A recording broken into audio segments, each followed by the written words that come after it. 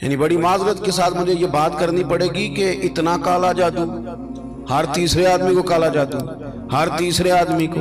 اور خیر سے وہ جو بتانے والے وہ بھی بڑا انوکھا انداز انہوں نے اختیار کیا ہوا ہے. وہ کہتے ہیں تجھے جادو کر دیے کسی نے. کس نے کہا کہ یہ مجھے بتانے کا حکم نہیں، مجھے شرارت کا حکم تھا، شرارت میں نے کر دی، اب تو گھر جا کے سوچتا رہے. اسی طرح ڈھیروں قسم کے ملنگ ہمارے کھاتے پڑ گئے، ٹال پہنے ہوئے، اور وہ آ گئے. وہ لوگوں کو قسمت کا حال بتاتے ہیں. آپ کا تو مجھے نہیں پتا، میں نے اپنے دیہاتوں میں دیکھا ہے کہ وہ سونا بھی ڈبل کرتے تھے، بعد میں پتہ چلتا تھا سنگل بھی غائب ہو جاتا تھا. ہنسے نہیں جی، اونچا نہیں ہنسنا چاہیے کبھی بھی. یہ محافل ہے ہماری، سنجیدہ ماحول ہے. میری بات پہ آپ توجہ کریں گے عزیز کہ آپ اوہام پرستی کا شکار نہ ہوں، ورنہ آپ اور نبی پاک صلی اللہ علیہ وسلم نا جگہ جگہ حضور ہمیں ذوق دیتے، سمجھاتے کہ تم نے اپنی توجہ اللہ رسول کی جانب رکھنی ہے، تم نے الجھنا نہیں، ورنہ آپ کیسے میدان میں نکلیں گے.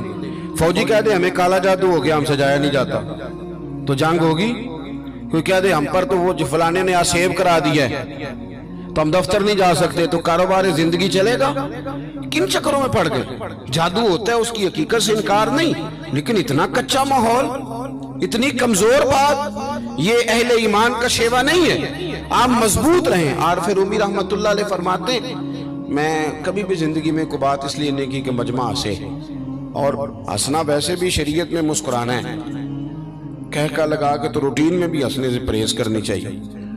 وہ کہتے ہیں ایک بادشاہ تھا تو اس کا بھی ذہن بن گیا تھا کہ پتہ نہیں یہ کیا ہو جاتا ہے. کچھ یہ لوگ نا ہمارا وہم بڑھاتے ہیں آج کل، جو تویز دھاگے والے لوگ ہیں نا، یہ اور اضافہ کرتے ہیں اس کے اندر، اور کہانیاں بنا کے دیتے ہیں، لوگ اور زیادہ الجھ جاتے ہیں.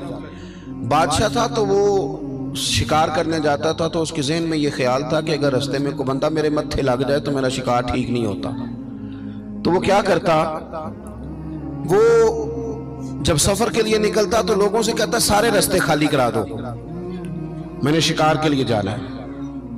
لوگ رستے خالی کرا دیتے. ایک دن ایک آدمی بیچارہ نے ایک آنکھ سے اسے نظر نہیں آتا تھا، وہ کوئی جنگل سے لکڑیاں کاٹ کے آ رہا تھا تو اچانک وہ چڑھ گیا. اذانیں زیادہ ہوتی ہوں تو ایک کا جواب دینا ضروری ہوتا ہے، وہ ہم دے چکے ہیں، اس لیے آپ توجہ کریں میری بات. تو وہ بیچارہ چڑھ گیا لکڑ ہارا سڑک پہ. اس کے سپاہیوں نے بندے تو بڑے ہٹائے تھے پر یہ غلطی سے آ گیا، انہوں نے پکڑ لیا، بادشاہ کے سامنے پیش کیا. بادشاہ کہنے لگا تمہیں نہیں پتا کہ میرے رستے میں کوئی آئے تو میرا شکار نہیں ٹھیک ہوتا، اس کو باندھ دو.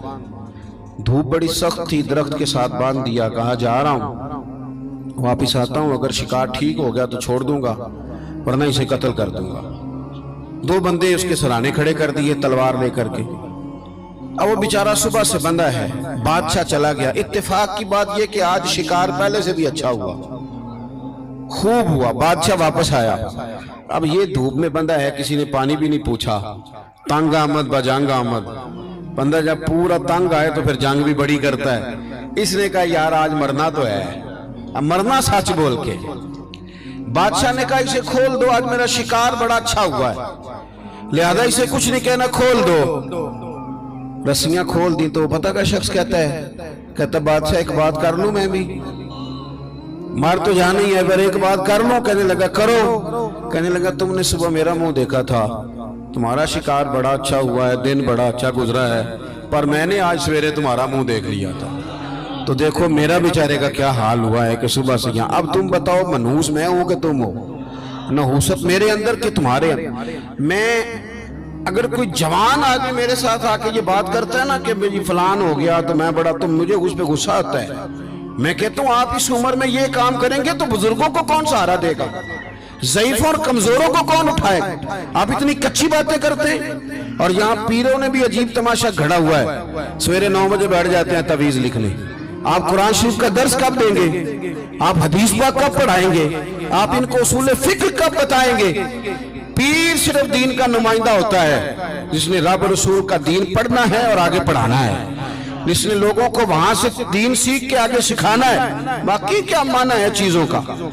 اس نے صرف آسان کر کے جو ہمارے صوفیاء نے دیا آگے بات پہنچانے. دین سیکھنے سکھانے کا نام پیری مریدی ہے، اس کا کوئی اور معنی ہے ہی نہیں سرے سے. کہاں سے آ گئی یہ ساری چیزیں؟ حدیث سنیے، بخاری میں موجود ہے، مسلم میں موجود ہے. حضرت ابو ہریرہ رضی اللہ تعالیٰ عنہ فرماتے ہیں نبی پاک علیہ السلام کے صاحبزادے کا وصال حضور کی گود میں ہو گیا، گود میں وصال کر گئے صاحبزادے۔ حضور کو بڑی تکلیف ہوئی، آنکھوں سے آنسو آئے، سرکار روئے۔ صحابہ نے عرض کی حضور آپ بھی آنسو بہاتے ہیں؟ فرماتے ہیں میرا بیٹا گیا ہے، یہ آنسو محبت کی علامت ہیں، ورنہ میرے دل اور زبان پہ وہی ہے جس سے میرا رب راضی ہوتا ہے۔ اتفاق کی بات دیکھیے، اتفاق کی کہ اسی دن جس دن سرکار کے صاحبزادے کا وصال ہوا اسی دن سورج کو گرہن بھی ہو گیا۔ اب جوڑنے والے باتیں جوڑ دیتے ہیں نا، کچھ لوگوں نے بات جوڑ دی، کہنے لگے دیکھا حضور کے صاحبزادے کا وصال ہوا تو سورج کو بھی گرہن ہو گیا، سورج کو بھی گرہن ہو گیا۔ اور میرے دوستو سنو، یہ عقیدوں کی مضبوطی کتنا ضروری کام ہے، اپنے آپ کو فکری طور پر مضبوط رکھنا کتنا ضروری ہے۔ احمد مختار نبی پاک صلی اللہ تعالیٰ علیہ وسلم نے اسی دن لوگوں کو مسجد میں جمع فرمایا، اسی وقت۔ صحابہ کہتے ہیں ہم بڑے پریشان تھے کہ حضور تو غمزدہ ہیں، نہ کوئی جہاد کی بات ہوگی نہ اور کوئی ہوگی، تو اس وقت کیوں طلب کیا؟ سب کو مسجد میں بلایا اور بلا کے میرے نبی پاک علیہ السلام نے خطبہ دیا، اللہ کرے آپ کو سمجھ آئے۔ یعنی اس دن جس دن صاحبزادے کا وصال ہوا، غم کی گھڑیاں ہیں، حضور نے سب کو مسجد میں بلا کے، میں بخاری مسلم پڑھ رہا ہوں، حضور نے فرمایا لوگو سورج اور گرہن کا لگنا اللہ کی نشانیوں میں سے نشانی ہے، سورج چاند کو گرہن لگنا اللہ کی نشانیوں میں سے نشانی ہے، جب یہ لگے استغفار پڑھا کرو، نماز پڑھا کرو، اللہ کے حضور حاضر ہوا کرو۔ فرمایا کسی شخص کے دنیا سے جانے کا اس کے ساتھ کوئی تعلق نہیں، اپنے عقیدے کو مضبوط رکھو، اپنے معاملات پر غور رکھو، کبھی بھی کوئی کچی بات نہ کرے، کوئی کمزور بات نہ کرے کسی موقع پر۔ ہم تو صوفیہ کرام کے جاننے والے ہیں، اور وہ لوگ تو اتنے مضبوط تھے نظریات کے، اتنے پکے تھے، تو ہر شخص کو کہتے تھے کہ دیکھنا تیرے دل میں غیر کا خیال نہ آئے، رب رسول کا خیال رہے۔ یہ اللہ والوں کا جو خیال ہوتا ہے، یہ چونکہ اللہ والے ہیں تو اس کو ہم غیر کا خیال کہتے ہی نہیں۔ ایک بات آخر میں اور آپ کی خدمت میں عرض کرنی ہے، اس پر بھی آپ ضرور توجہ دیں گے۔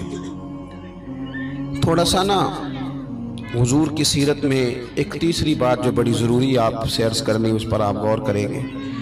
دوسروں کے جذبات کا، احساسات کا خیال رکھنا میرے محبوب پاک علیہ السلام کی سیرت کا خوبصورت جزء ہے، خوبصورت، یعنی دوسروں کے جذبات کا خیال رکھنا۔ آپ دیکھیں آپ کو نا اس مضمون کی درجنوں حدیثیں ملیں گی بخاری مسلم میں، کتب احادیث میں درجنوں۔ حضور فرماتے ہیں میرا دل چاہتا ہے کہ لمبی نماز پڑھاؤں۔ نماز کس کی؟ اللہ کی۔ دل چاہتا ہے کہ نماز لمبی پڑھاؤں، لیکن حضور فرماتے ہیں پھر مجھے پیچھے بچوں کا خیال آتا ہے، بیماروں کا خیال آتا ہے۔ حضور نماز رب کی، خیال بندوں کا۔ نماز میں حضور فرماتے ہیں کہ میں نا اس لیے لمبی نہیں کرتا کہ لوگوں کو تکلیف نہ ہو۔ حضور فرماتے ہیں میرا دل چاہتا تھا کہ تہجد کی نماز تم پر ضروری قرار دے دوں، پر تمہیں تکلیف ہوگی، لہٰذا میں یہ کام نہیں کرتا، میں اپنی چاہت نہیں دیکھ رہا، تمہاری نیند دیکھ رہا ہوں۔ حضور فرماتے ہیں دل کرتا تھا مسواک کو وضو کے ساتھ ضروری قرار دے دوں، پر تمہیں تکلیف ہوگی، لہٰذا میں یہ کام۔ آپ میری بات سمجھ رہے ہیں بھائی؟ اتنا احساس۔ مسلم شریف میں حدیث ہے، سرور کائنات صلی اللہ تعالیٰ علیہ وسلم کی خدمت میں عرض کیا گیا حضور یہ امام ہے، یہ لمبی نماز پڑھاتے ہیں۔